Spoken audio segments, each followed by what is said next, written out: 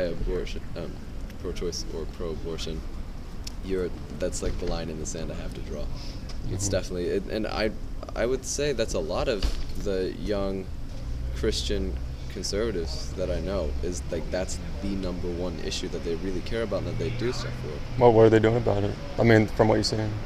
I don't know. Some of them, I don't know all of these people, but like I know that some of them are just students and they haven't done anything yet, but they will do something. Also, this is one thing. Why would you why do you disparage giving money? Because you talk about it like we both agree it's a completely useless thing, like you throw money that's a derogatory. I wouldn't say it's completely useless. I think that has a lot. It can do a lot. Like this, abortion this is one of the rare issues that isn't going to get changed completely on a communal level. It's one of the issues that policy is needed. And so, that money isn't just going into the pockets of people. It's going into places that can wake other people up. Like, for instance, I didn't start caring about this from, Christian radio. Mine was a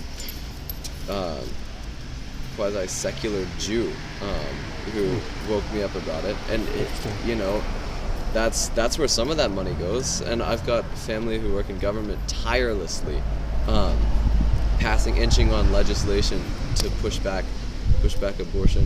Like, what kind of legislation? What kind of legislation? My uncle is in a think tank in Washington. I don't know exactly what he does, but that's their main thing. It's this conglomerate of like 50 guys, and I guess girls too, that are writing up documentation to work into the laws to make it harder and harder and harder. That's like his raison d'etre. So like that needs money. Money is money in America, at least, is power. That is honestly what it buys you. It buys you a modicum of control. And so I think I wouldn't be so quick to disparage that. Well, the point I bring up with that is, like, what I'm telling that to people is, a lot of people, it seems like they'll give money to an organization, but that's all they're doing. And it's like, that's not how we would treat murder in any other form. You don't just throw money at an organization that's going to stop it. You take action. You can give money to an organization and take action, but I mean it's good to give money to an organization. We should, but we shouldn't let that keep us from taking action in addition to that, especially when our neighbors are being murdered, because it's like the difference between, I mean, I'm sure you know this, but I'm just trying to explain like where the urgency comes from.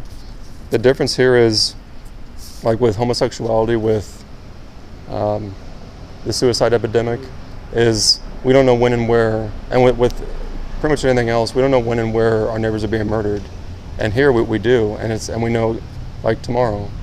So it's an urgency, and we know when and where the crime is taking place.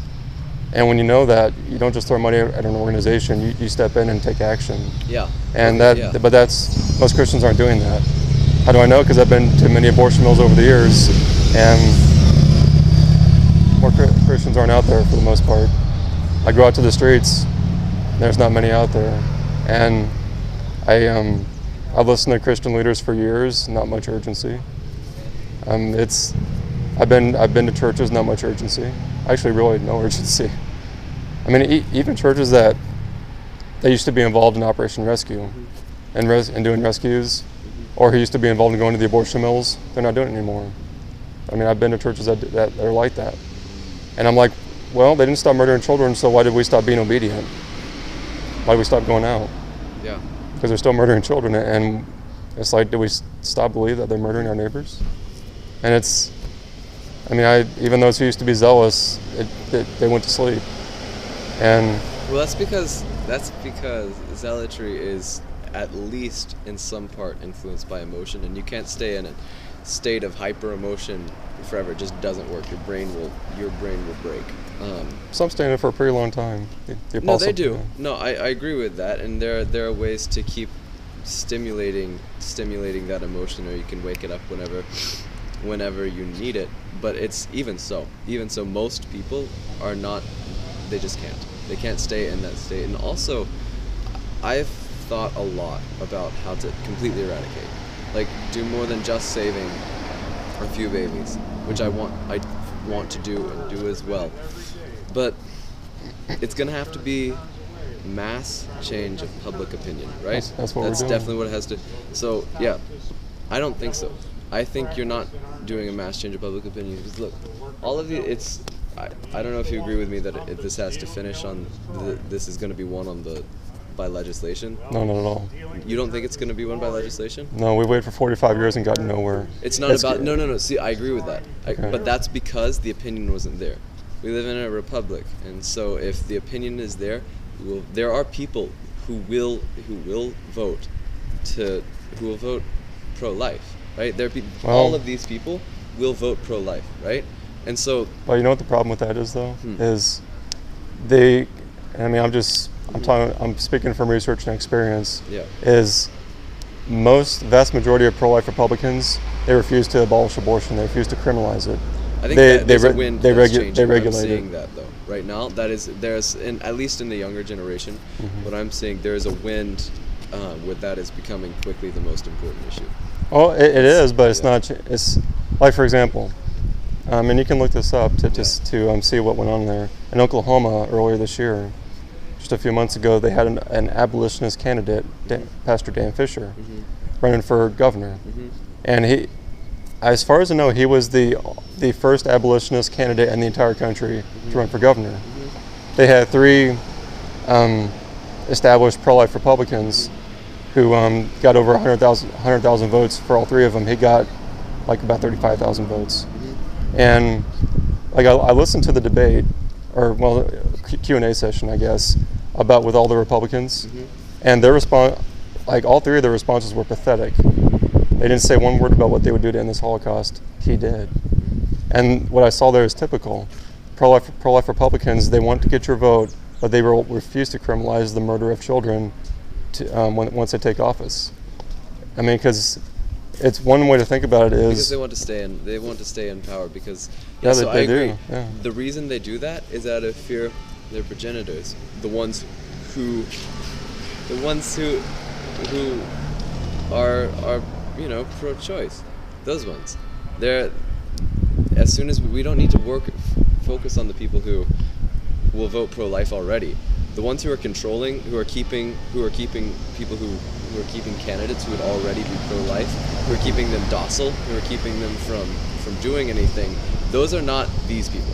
Those are actually. No, but it's the people who have the power to vote them out of office if they do something pro-life. You see what I'm saying? Who does that? Pro-life organizations. What? Well, just hear me out, because I have seen this for years. I've seen that pro-life, because I know it doesn't make sense. And to me, I've had to research it, like, is this really true? There have been many times where you had a strong candidate, a pro-life Christian, that put forth an abolitionist bill to criminalize abortion, to stop regulating it and to criminalize it, treat it as sin. And the pro-life organizations in that state, they told him, basically, if you do this, we'll give you no more support. We'll withdraw all of our funding from you. I'll have to research that. Research it, because it's happened time and time again where the pro-life organizations, they actually will come against any candidate who promises, and they can tell is actually going to end the Holocaust, is going to criminalize abortion, the murder of the preborn in that state. I mean, to me that's dumbfounded me over the years, but it's happened. That's wrong. I know there are candidates who, if voted in, would do something and are doing something. I've seen not just regulate murder, but end it. Although this is not so. This is a huge thing in a country that's largely secular.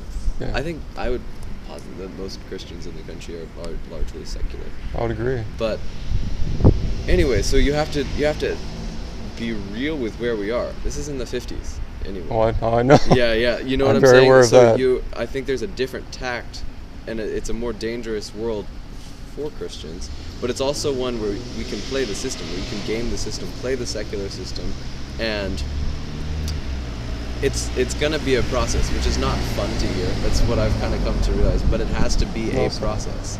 Like, there's a lot of dirty work involved. It's true. So you can either fight a war right now. That's the American approach to ending slavery, right? Or there is a lot of dirty work, a long process, and a lot of policy, which is how Britain ended slavery. You know that, like, William. Oh yeah, I've read 2 biographies on him. Gotcha. Yeah. So you know everything that he did. He did a lot. He did more than most people realize. So, yeah. Well, yeah. He was he worked to abolish slavery, and he worked to help those who got out of slavery. I mean, he did a lot. He did work for animals because of what they did to animals, and that society was terrible. So he did a lot, and his vessel was rhetoric in the Congress, in Parliament. Like, that was the winds of change, because in a system of government, that is how things are supposed to change. And the way we do that is by changing public opinion, which the entire reason I'm out here is saying I'm not quite sure that this does change public opinion, and even if it does, it doesn't change the opinion of the people you need. The people who are actually keeping Republican senators and congressmen docile. It's not changing the ones who are voting in leftist, anti-abortion candidates. Well, they're not the problem. Pro-life politicians are the problem, because they're not doing their duty. That's just wrong. Well, yeah, do the research on it. You'll see that. I will do the research. I'm not going to. I can't agree with you and say. Well, I mean, that's fine. Problem. I mean, that's well, and I mean there are. Well, that's fine. I mean, because it does sound ridiculous until you do the research and you find out that pro-life organizations that have pension plans that are, they have retirement plans for people that work there, and pro-life politicians, when given the chance to end this Holocaust, to abolish the murder of the preborn in their state, refuse to do it. Absolutely refuse to do it, and they will treat you like scum if you attempt to do it in their state. I mean, there was a if you check in Oklahoma, there was a leader of a pro-life organization who told Catholics, "Do not vote for this man," Pastor Fisher, who I just mentioned. Do not vote for this man. Why? Because if he did, if Pastor Fisher won, then he promised, and he gave step by step how he would criminalize abortion in Oklahoma. Mm-hmm. If he does that, the pro-life organizations, they're either not going to exist, or it's going to change dramatically what they're doing. They'll lose their funding, and they won't have their pension plans anymore. And the pro-life politicians can't use the preborn as a political football anymore, like they've been doing for 45 years. They realize a lot of this is going to come to an end, and we can no longer use the preborn as a political weapon anymore, as a football for our own selfish gains. That sounds to me a little bit cynical and conspiratorial. I mean, it can, but just do the research. That's one incident, and that's a corrupt organization. Oh, there's a lot like it. Well, I would. You could be right. I'm here saying you could be right. Just do the research and see like if what I'm saying is right or wrong or foolish. Yeah, I think it's dangerous to do too much upward abstraction. You know what I'm saying? Like where you take as an event, the Oklahoma story, which I promise you I will look into, and then you from there spiral upwards into saying the entire reason that there is a genocide against the unborn in this country is because of greedy, apathetic, pro-life organizations. I can't get behind that, because I've seen the people who hate you, who hate me, and who could care less about a sign like this. I think honestly. Well, some of them are in here who could care less about this sign. It could possibly. Well, I'm not saying they hate me. I'm saying they could care less about the sign. It could possibly be. Just for you, I don't know your story. But you went to Bob Jones, you said? Yeah, for 4 years. 4 years, gotcha. And have you? Where are you from? Where am I from? Mm-hmm. Kansas. Kansas. Yeah. So. A very quote unquote pro-life state. That tolerates the murder of children. I think I'm starting to understand why you are outside of this church right now. So why am I here? First and foremost, because you really care, which I respect a lot. But also because this is the water you swim in. Like I think you've grown up in a place that is ostensibly conservative and pro-life, right? Not necessarily. Or Christian, ostensibly Christian. You mean just grew up in the state of Kansas, or? Well, like, Is that not your culture? This culture, this kind of evangelical culture? I mean, not just Kansas, but I mean, pretty much any state that's pro-life, Christian, conservative. Yeah. I'd say it's pro-life, but very apathetic to the murders. Yeah. Like, we had a very infamous abortionist in Wichita, and Christians didn't do anything about it. They did almost nothing about it. They didn't care. It's wrong. But that's what I see everywhere. It's not just Wichita, it's not just Kansas, it's everywhere. I've seen apathy everywhere I go. It's honestly a surprise when I see Christians actually wake up and do something. Like, they're like, wait a minute, there's a Holocaust? You know, my neighbors are being murdered, maybe I need to do something about that. Well, I think also, this is just something I've thought about. Conservative might not be, I don't know how much you know about how people's voting choices are governed by their psychological disposition. Like, if you're higher in conscientiousness, lower in openness, then you vote conservative. Usually, most people, when they're not thinking about issues too hard. And so, I think that, you know, the old Republicans that are, most of them, that you're seeing do nothing about abortion, they're precisely because they're conservative. This has been the system for so long that their natural bent is to preserve the system. You know what I'm saying? Doing a good job of it. Well, and I think I agree. I've thought about that quite a bit, but I also see a new wind blowing in like the past 5 years through people my age. I was pretty left and atheist agnostic for a while, and I got woken up by several people from some of the organizations that the people throw money at, because I'm not saying that they don't do any good. I'm just saying that they're pretty they're not, there's not much zeal to end this, not much urgency. Yeah. And so, and I just think that while you highlight a problem, I think you might have expanded a problem in the big fight, because it's a complex thing. There are a lot of different parties and players with a lot of different ideas, and different reasons why they're pro-life or pro-choice coming at this, and they all have a slightly different agenda because we're all falling. But I think you've highlighted one issue and maybe expanded it to be the root cause, which I just don't think is. I don't think that these people, I don't think that they're the root cause, and I think it's a better idea to assume ignorance before malevolence. I mean, I try to give people a bit of the doubt that maybe they haven't seen these images before. They definitely probably haven't seen Christians outside the church before. Most of them, not all of them, because I didn't. You know how old I was when I found out about this Holocaust? 22. It's pretty old. Yeah. 22 because no one talked about it. I was 17. So that's still kind of old to find out about it, but because no one talked about it. So I mean, at least before we showed up, there may have been a few in here who didn't know about the Holocaust. Most of them do, and I'd argue they're doing little to nothing about it. And if people wanted, I'm not saying you are, but if people want to disagree with me on that, I'm like, because we're preaching to the choir here. That's what I hear. Well, where's the choir at the abortion mills during the week? They're not out there. Where are they in the public sphere talking about this constantly, having an urgency? I mean, I can't. Of course, I don't see people. I don't go to every street corner. I don't go to everywhere. I can't. But I know that at least at the abortion mills, they're not out there. Most of them. So, well, I mean, really. One way to do it. I think. It's not the only way to do it, but is policy. I mean, that's how we end the Holocaust too. Well, that's a big way, but you can do. Well, I agree. This is again to end a genocide on this scale. There have only ever been two ways: start a war, which we could do. I mean, it would have to be like a literal war, or maybe it'll show us how a much slower, less gratifying march of policy, like Wilberforce. And I think that we're 45 years into it.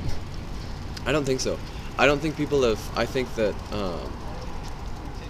we are maybe 10 years into the backlash of this. I think people, for so long, the wave has been pushing towards abortion, and now the wave is drawing out.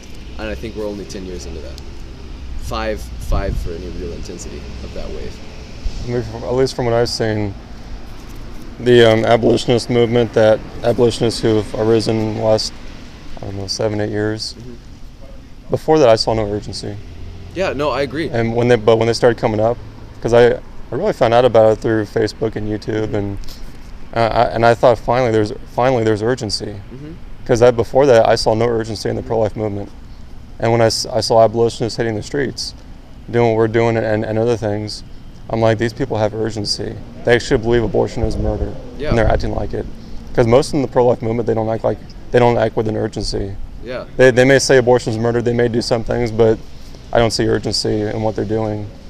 Like, they go out to the abortion mills, and they'll have nice signs instead of lawn chairs. I'm like, your neighbors are being butchered in that building, and where's the urgency? Yeah. But like one thing that, check out the website defytyrants.com. Gotcha. There's and this deals with public policy and with what Christians should be doing in office that they won't. For example, this is astonishing. Think about how in 45 years we haven't had one single governor defy the federal government over murder, ignore Roe v. Wade, and criminalize abortion as murder in his state, which he can do. That's kind of what they're trying to do right now in the court. The problem is they're about half of the country that is diametrically opposed to those aims. It doesn't matter. You can do it in spite of what they're doing. Wait, what? You can, Well, what needs to happen is you need a governor in the state that calls it an emergency special session and asks the legislature to put a bill on his desk criminalizing abortion as murder. Yeah, we don't have that power because The governor does. Yeah, but the governor is not necessarily one of us. Well, but I mean, most governors aren't. Like, well, for example, you had Mike Huckabee, former governor of Arkansas. He could have done it. Sarah Palin could have done it. Sam Brownback, former governor of Kansas, could have done it. To me, I don't know if I'm giving them too much benefit of the doubt and saying that they didn't know, because I'm like, they're not stupid. I just think that they refused to do it. I think it's neither of those. I think that they couldn't do it. I think I think the government is. They refuse to. I think the government is designed to be kind of torpid and slow, and there are good reasons for that. Like there are good reasons why it's hard for things to change. But in this issue, it's absolutely frustrating because this is one that I would like to see change really quickly. But our system of government is not set up like that. I've been stuck. Well, it's really not. Do you know the problem with America today is it's not just today. It's been happening for what? Godlessness. Well, I mean that's the root cause of it, and part of that is most Christians in the country, because I've heard it again and again, is they think, well, we got to overturn Roe v. Wade. We got to get a new Supreme Court justice. They believe the Supreme Court is God. They won't say that, but they think that the Supreme Court gets to do whatever it wants to do. We got to just obey them. But if you read history, if you read the Founding Fathers and just read the Bible itself, you'll see that nowhere in any of it. That we just have to do whatever any court, the Supreme Court, federal courts do or say. We defy them when they go against God's law. And the Supreme Court has been a tyrant for over 200 years. And no governor has dared to defy them. What? That's slightly cynical. You say the Supreme Court has been nothing but a tyrant for over 200 years. If you look at what they've done, well, I'm not saying every single thing they've done has been tyrannical. Brown versus the Board of Education? Well, what I'm saying is that they have done they've become a tyrant. And that they have given themselves powers. They have too much. The Supreme Court was not supposed to be as powerful as it is. Exactly. It was supposed to be. But they've also done some really good stuff. Like, yeah, I won't discount that. Like, I just am wary of looking at. I'm wary of really writing off anything that is so big and has such a long history.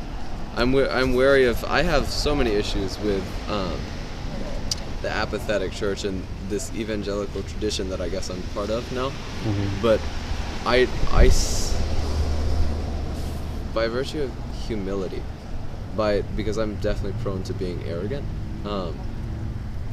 I can't I'm not, like, every time I try to write off this church, or I'll say, oh, they're just all waiting around to die, or they live their life with no passion, no intensity, things that I admire.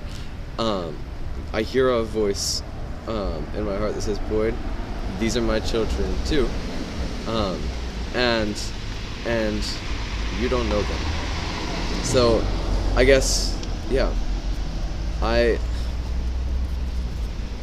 I'm wary of writing an entire group of people off just because they do things a different way. I can try to change them. I just don't think this is the best way to do it.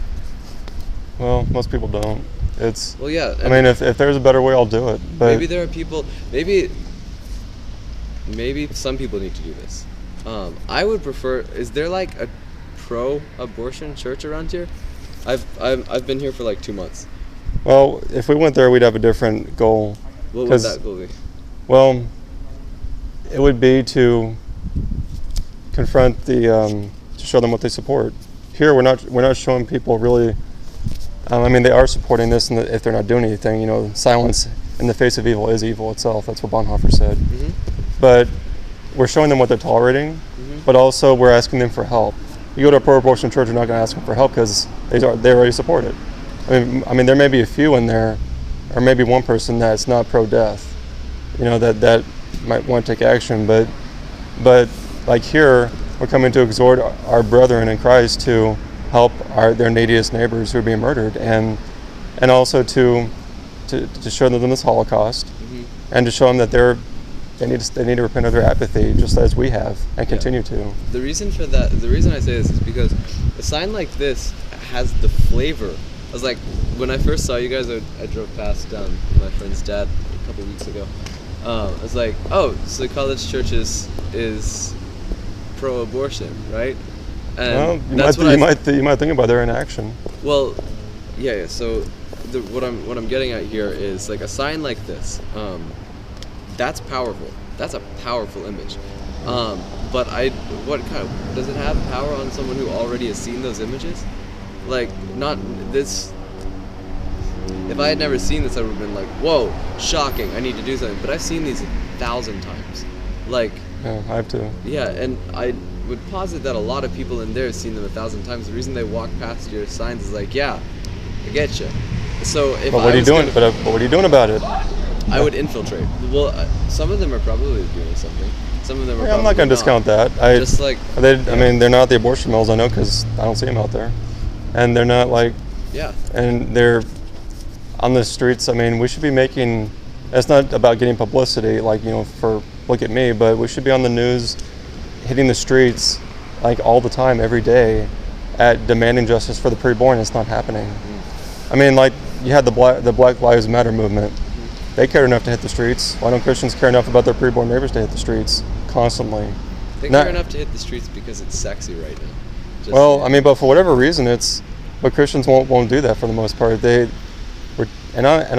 struggle with this too. We're too comfortable. We're just too comfortable, and I repent of that all the time, being too comfortable, mm-hmm. of having to stress myself, mm-hmm. and repent of my laziness and my apathy, because I struggle with apathy too. It doesn't seem like you do. Oh, trust me, I do. I mean, I don't necessarily want to be here. I don't want to be at the abortion mills. I don't like getting out of bed early to go to the abortion mills. And why do you have to get out of bed early? Because the prime abortion hours? Yeah. Early morning? Really? Well, like at the Downers Grove abortion mill death camp, they'll have mothers coming in as early as 5:30. Why? Just cause? Because there'll be less people out there. I mean, because who's going to get out of bed at that early hour to rescue children? Because that's not going to help your flesh. Your flesh hates that. And there may be other reasons, but they know people want to stay in bed. They don't want to get up that early. And if you don't care about your neighbors, why would you get up out of bed that early, or at all, to help them? And for me, I've had to fight my apathy and laziness in getting up when my body doesn't want to. Well, the Lord gives me the grace to do it, because it's like yesterday I got up, I was tired, I didn't want to get up, but I knew that my neighbors were being murdered, and especially if I knew there was going to be no one else out there, mm-hmm. if I stayed in bed and I knew that children were murdered because and I could have done something about it, gotten out of this bed, their blood's on my hands. Yeah. And so it's more of I want to help them. I don't want to be guilty of their murders by doing nothing about it, by being lazy. Yeah. But like, I struggle with apathy a lot. I mean, people are dying and going to hell, and I should probably be on the streets more than I already am. Yeah. And I mean, even with this, there's more that I can do than what I'm already doing.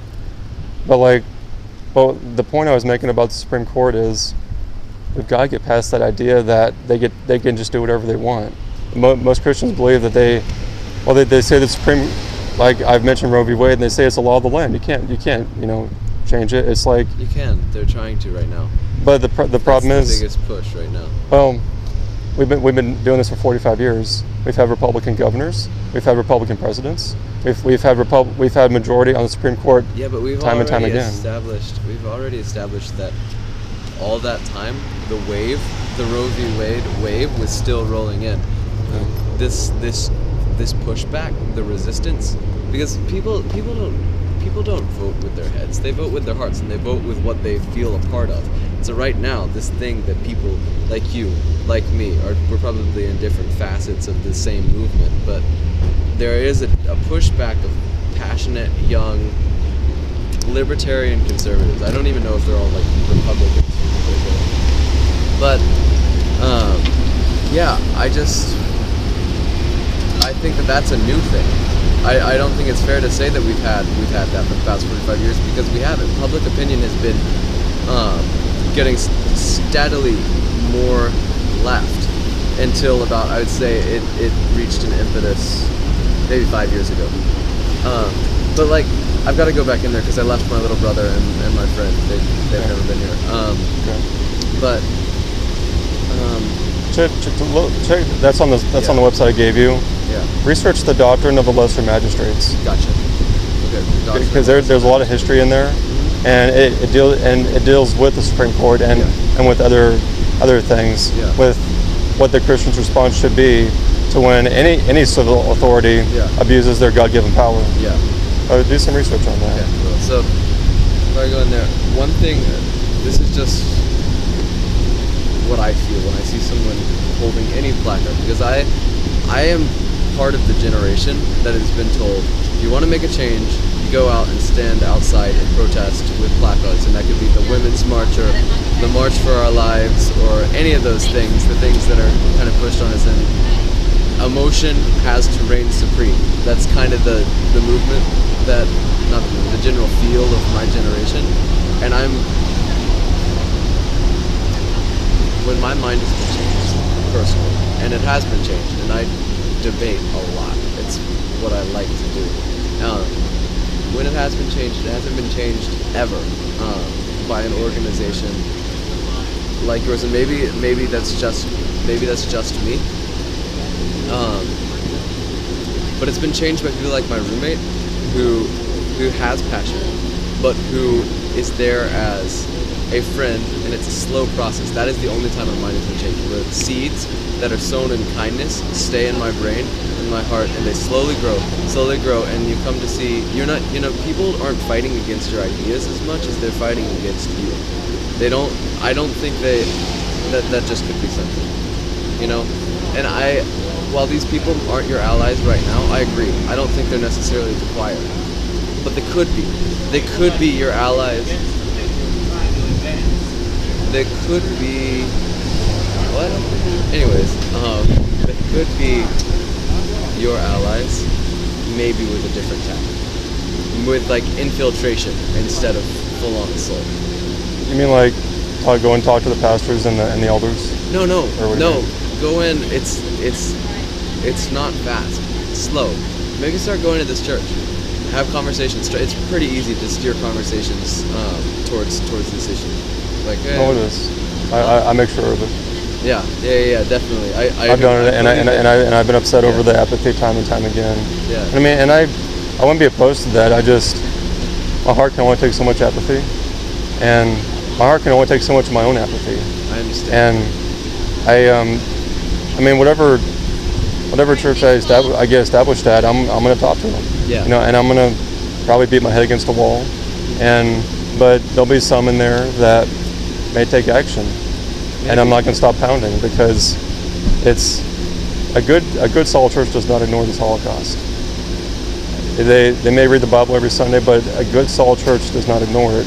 Just like a good solid church in Nazi Germany did not ignore the final solution, did not ignore what the Nazis were doing to exterminate, murder people. And people think that you can be a good Christian without doing anything about this Holocaust. It doesn't really show love for your neighbor. You know? I admire your conviction, and I hope that it comes completely and only from a place of love instead of cynicism. And I think, depending on the day, just like all of us, we're more one way or the other.